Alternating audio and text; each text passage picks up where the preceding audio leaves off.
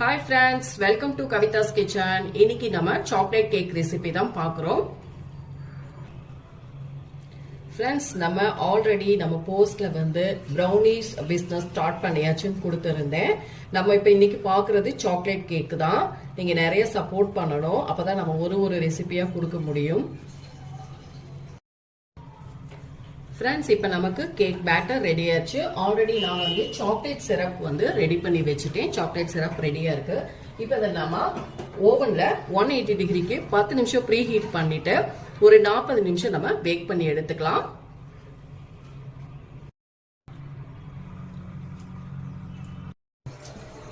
Friends, நமக்கு cake வந்து நல்லா பேக் ஆயிடுச்சு. நான் எடுத்துட்டேன்.